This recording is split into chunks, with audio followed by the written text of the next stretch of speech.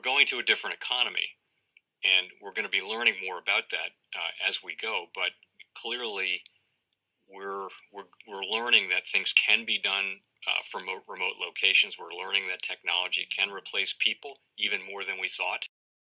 We're not going back to the same economy. We're recovering, but to a different economy, and it'll be one that is more leveraged to technology. And I worry that that is going to make it even more difficult than it was for many workers. In Silicon Valley, and my friends who work in technology know that what we did to the manufacturing workers, we are now going to do to the retail workers, the call center workers, the fast food workers, the truck drivers, and then even bookkeepers, accountants, insurance agents, lawyers, and on through the economy.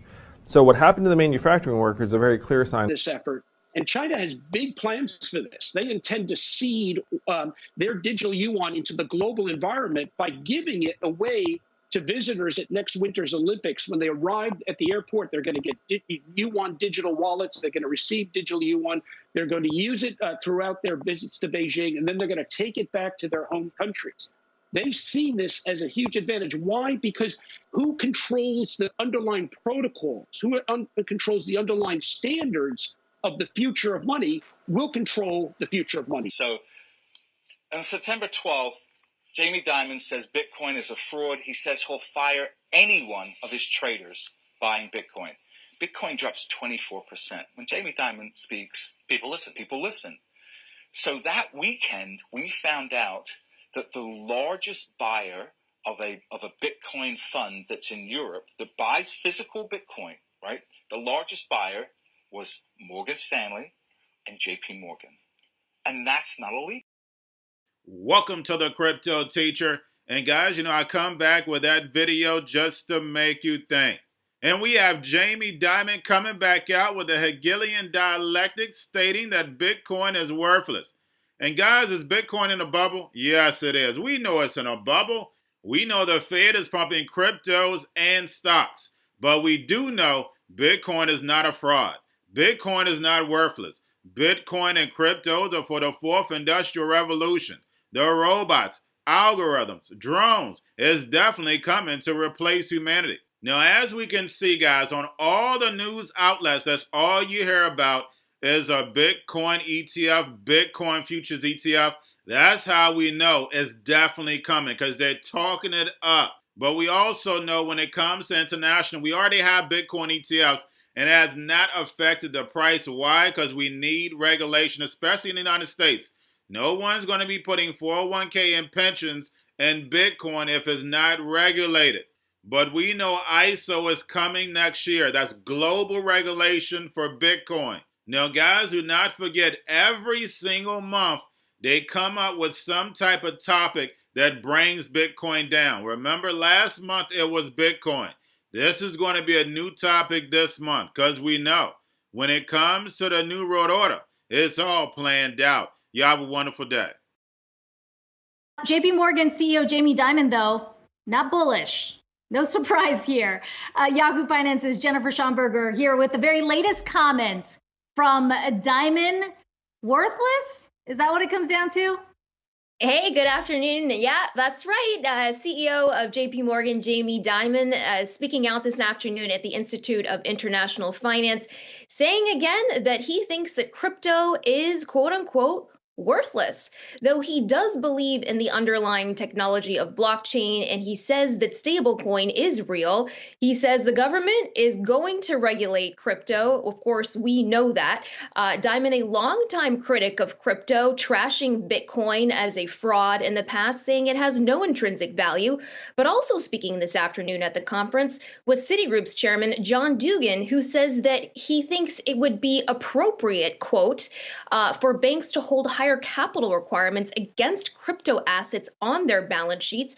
Of course, these comments coming ahead of new regulatory proposals that are expected in Washington later this month from the Treasury.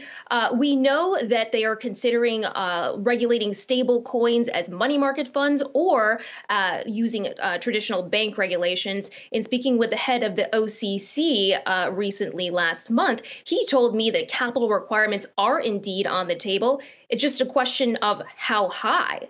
So for a Bitcoin ETF, but SEC Chair Gary Gensler has signaled his support for a Bitcoin futures ETF. He seems pretty cold to a pure Bitcoin ETF without clear regulatory control over entities like the Bitcoin exchanges. Can you handicap this at all for us? How is this going to play out? Well, I wouldn't say there's a zero chance of a Bitcoin ETF approval.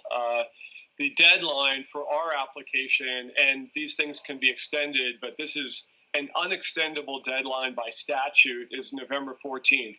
So between now and November 14th or the Friday before, we'll know whether the SEC will approve physical Bitcoin ETFs or not.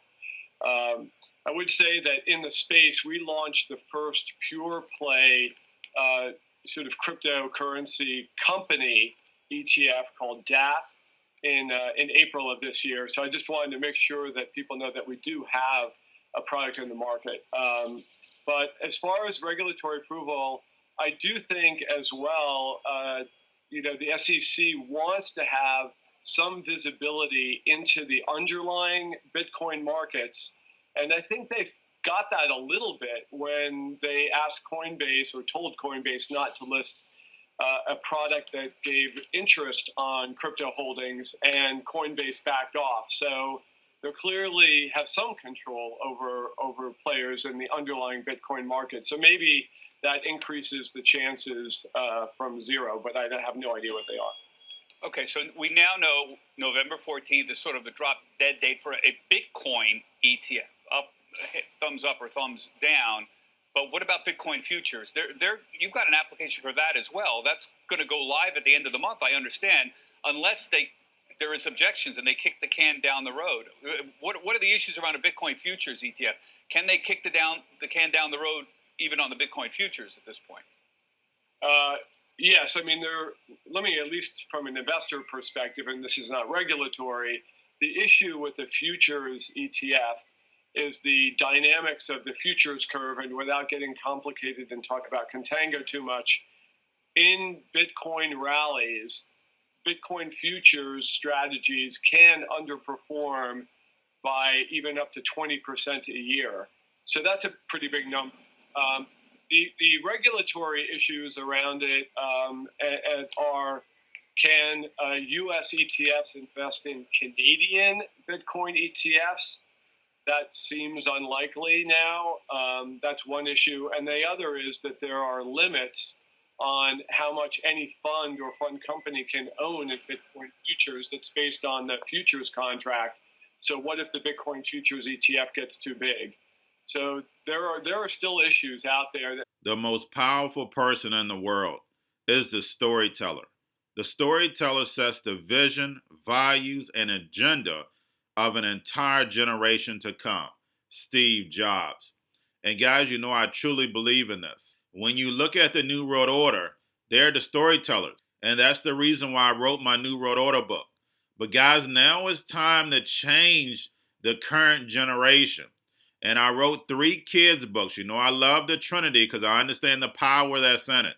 So I have 3 books. We have an opportunity to change the generation, to educate, not just me, but I want to show you that I take action on a daily basis.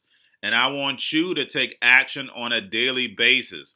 Whether it's your job, whether it's in your community, we have an opportunity right now to educate the masses. I posted this on my Twitter account. Please share, but this is a short clip of the 3 books. There's going to be a clothing line and action figures. Please get these books for your kids, nephews, cousins, friends, so therefore we can start the re-education now.